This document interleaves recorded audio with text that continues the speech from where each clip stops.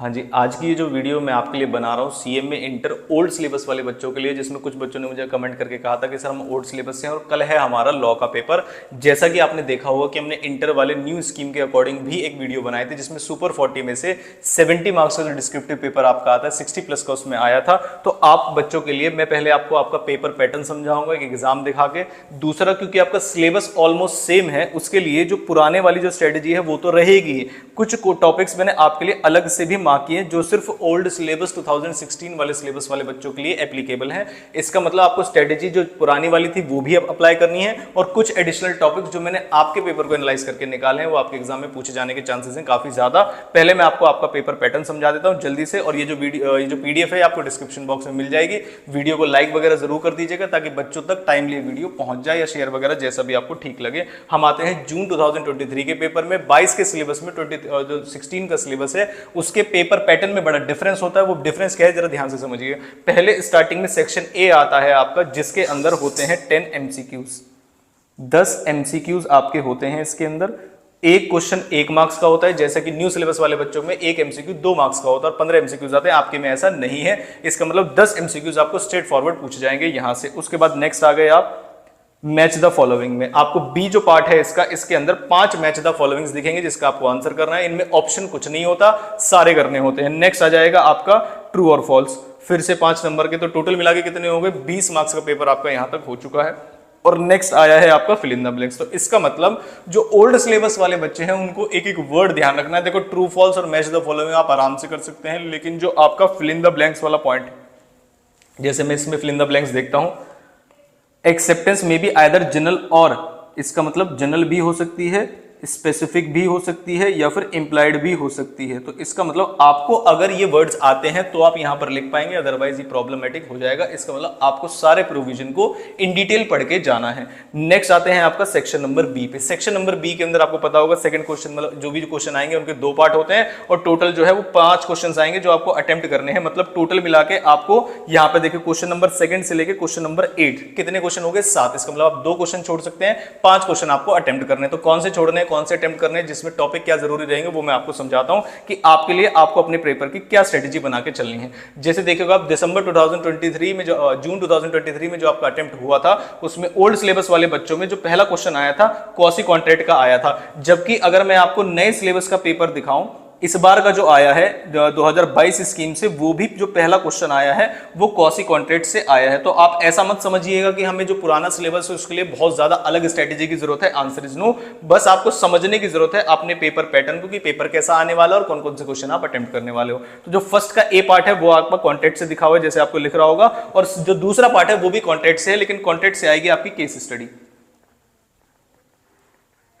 Contract की काफी सारी केस स्टडीज की वीडियो मेरे पास है, मैं उसको डिस्क्रिप्शन बॉक्स में डाल दूंगा, आप देख के जाइएगा कि काफी सारी case studies sales of good act की भी, कॉन्ट्रैक्ट की भी काफी सारी केस स्टडीज मैंने सॉल्व कराई हुई है। वो यूट्यूब पे अवेलेबल नहीं है, लेकिन मैं इसके डिस्क्रिप्शन बॉक्स में डाल दूंगा। आप 1 घंटे की है या जितनी भी देर की है देख के जरूर चले जाइएगा, आपको हो सकता है वहां से क्वेश्चन मिल जाए। तो ये है आपका फर्स्ट 15 मार्क्स है जो कॉन्ट्रैक्ट से आने वाला है, और आई होप इसी के अकॉर्डिंग आप कॉन्ट्रैक्ट को पूरी इंपॉर्टेंस देंगे। और कॉन्ट्रैक्ट में कौन कौन से टॉपिक्स इंपॉर्टेंट हैं वो मैंने ऑलरेडी यहां पर लगाए हुए हैं। ऐसा मान के चलिएगा कि यहां से बाहर नहीं आएगा।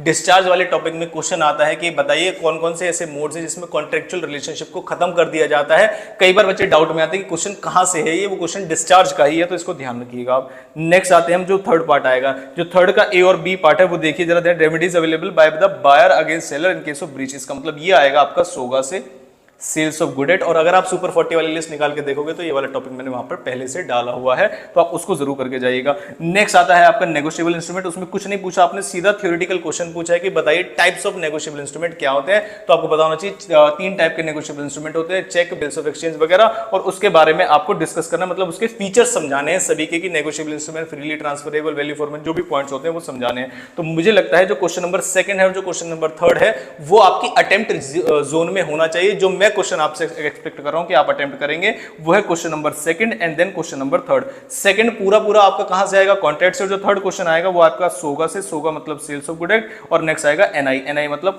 Negotiable instrument act. दोनों ही टॉपिक इंपॉर्टेंट है, और दोनों ही टॉपिक के कौन कौन से इंपॉर्टेंट आपको पढ़ के जाने हैं, चाहे वो कंपनीज एक्ट है, चाहे वो सेल्स ऑफ गुड एक्ट है, या फिर नेगोशिएबल इंस्ट्रूमेंट है, सभी के टॉपिक्स मैंने यहां पर लिखे हुए हैं और आपको यहां से पेपर में क्वेश्चन दिख जाएगा। नेक्स्ट आते हैं जो मेरे हिसाब से जो मैं आपको स्ट्रेटेजी जिस पेपर की नहीं बता रहा हूं वो है आपका फोर्थ, मतलब फोर्थ क्वेश्चन मेरे हिसाब से आप छोड़ के चलिएगा और नेक्स्ट जो टॉपिक्स हैं वो करके चलिएगा। उसमें आते हैं हम next. In which manner memorandum articles are signed on behalf of company. ये मेमोरेंडम ऑफ एसोसिएशन का क्वेश्चन है। इसमें साइनिंग को लेकर क्वेश्चन आया। इसके जो अदर इंपॉर्टेंट टॉपिक्स है वो मैंने कंपनीज एक्ट में ऑलरेडी मार्क किए हुए हैं और आप कंपनीज एक्ट का अगर प्रोविजन देखोगे तो पहले से ही यहाँ पर लिखा हुआ है कि memorandum of association companies act का सबसे इंपॉर्टेंट है, पढ़ के जरूर जाइएगा, आपको एग्जाम में क्वेश्चन यहाँ से जरूर दिखेगा। नेक्स्ट है आपका प्रोहिबिशन ऑन बायबैक। नए वाले सिलेबस में भी जो क्वेश्चन आया है इस बार, जो नया वाला पेपर है उसमें भी एक बायबैक का क्वेश्चन आया है। मैं दिखाता हूं आपको, ये रहा, देखिए बायबैक का क्वेश्चन। वहां पर प्रोहिबिशन वाला पॉइंट आया था कि प्रोहिबिशन क्या है बायबैक पे। यहां पर आया था कि आपको जो पता है, जो पॉइंट्स पता है वो पॉइंट एक्सप्लेन कर दीजिए। तो यहां से आपको दिख रहा होगा कि ओल्ड और न्यू सिलेबस में बहुत ज्यादा चेंजेस नहीं है। पुरानी स्ट्रेटजी प्लस जो एडिशनल टॉपिक्स में अभी आपको बताऊंगा वीडियो के एंड में, वो जरूर करके जाइएगा। तो हम आते हैं नेक्स्ट। जो कंपनीज एक्ट का जो क्वेश्चन आया आपका बायबैक से आया और एक मेमोरेंडम से आया। नेक्स्ट आता है आपका डायरेक्टर्स से। तो ऐसा मान के चलिएगा कि जो डायरेक्टर्स वाला क्वेश्चन है आपके एग्जाम में बहुत है इंपॉर्टेंट। टॉपिक्स मैंने ऑलरेडी मार्क किए हुए हैं इसके लिए, कौन कौन से आपको पढ़ के जाने हैं। यहाँ से रेजिग्नेशन का और अपॉइंटमेंट स्मॉल शेयर होल्डर वाला जो क्वेश्चन है वो यहाँ पर आया हुआ है। नेक्स्ट एक वैल्यू चेन का क्वेश्चन है, पेमेंट फॉर ग्रेचुटी का क्वेश्चन है, और जो 8th क्वेश्चन है आपका, इसमें से कोई 3 करने हैं। ध्यान रखना बच्चे इसको ध्यान से पढ़ के नहीं जाते हैं। कोई 3 क्वेश्चन आपको इसमें से करने हैं। एक क्वेश्चन 5 मार्क्स का है और ये वाला जो क्वेश्चन है ये माना जाता है कि ईजी क्वेश्चन है। तो मेरे हिसाब से आप क्वेश्चन नंबर 4 मतलब क्वेश्चन नंबर 4 को अटेम्प्ट मत कीजिएगा, और जो आपको नेक्स्ट क्वेश्चन नहीं आ रहा हो जिसके हिसाब से वो आप चैनलाइज कर लीजिएगा। बाकी जो मैं आपको स्ट्रेटेजी दे रहा हूं उसको आपको मैक्सिमम क्वेश्चन आपको अटेम्प्ट करने के लिए मिल जाएंगे। तो जो पुराने वाले बच्चे जो टॉपिक्स मैंने यहाँ पर लिखे हुए हैं आप देख चुके हैं। इसको एक्सप्लेनेशन देखना है तो आप प्रीवियस वीडियो देख लीजिएगा, नए सिलेबस की जब मैंने बनाई थी।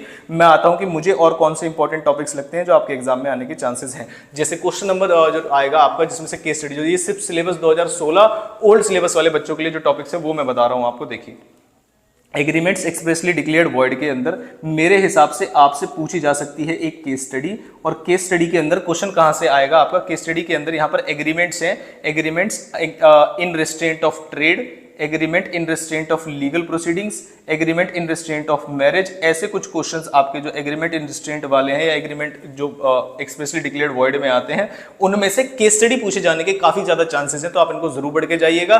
केस स्टडीज डिस्कशन में वीडियो ऑलरेडी डाल दूंगा डिस्क्रिप्शन में, जैसा कि मैंने आपको बताया है। नेक्स्ट कंपनी के अंदर ऑलरेडी मैं ऊपर जो टॉपिक्स हैं वो डाल चुका हूं, लेकिन जो नेक्स्ट टॉपिक्स ओल्ड सिलेबस वाले बच्चों को जरूर करके जाने हैं वह स्वेट इक्विटी शेयर्स और बोनस शेयर्स। बायबैक में ऑलरेडी ऊपर लिख चुका हूं, आपको यहां से टॉपिक मिल जाएगा। नेक्स्ट आते हैं डायरेक्टर्स। डायरेक्टर्स के मैं ऑलरेडी टॉपिक ऊपर डाल चुका हूं, वो नए सिलेबस वाले बच्चों के लिए थे और नए सिलेबस वाले बच्चों के लिए बाहर से कोई क्वेश्चन नहीं आया। आपके लिए मैं आपको बता रहा हूं कि आपको अलग से ध्यान रखना, वो तो करने ही है। ये मत समझना कि खाली ये वाला 2016 के लिए नहीं, ऊपर वाली जो पीडीएफ है वो सब मिला के उसके बाद एंड में आपको ये सारी चीजें भी पढ़ के जानी है।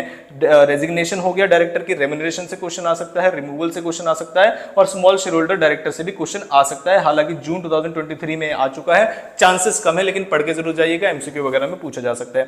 एलएलपी में आपके जो ओल्ड सिलेबस में एक फेवरेट क्वेश्चन देखा जाता है उनका कन्वर्जन का, पब्लिक कंपनी से पब्लिक कंपनी से एलएलपी में कन्वर्ट करने का और प्राइवेट कंपनी से एलएलपी में कन्वर्ट करने का। ये एलएलपी से मेजरली उन्होंने क्वेश्चन पूछा है। हालांकि एलएलपी के और इंपॉर्टेंट टॉपिक्स है वो मैं ऑलरेडी ऊपर बता चुका हूं। नेक्स्ट आया ग्रेचुटी का। ग्रेचुटी के भी टॉपिक मैं ऊपर बता चुका हूं। अलग से जो एडिशनल टॉपिक्स आपको देखे जाने हैं वो है आपका अमाउंट ऑफ ग्रेचुटी डिटरमाइन कैसे किया जाता है। नॉमिनेशन से न्यू सिलेबस में, अभी न्यू सिलेबस वाले में पेपर आया था दिसंबर 2022 में, तो आप भी पढ़ के जाइएगा, अच्छा क्वेश्चन है।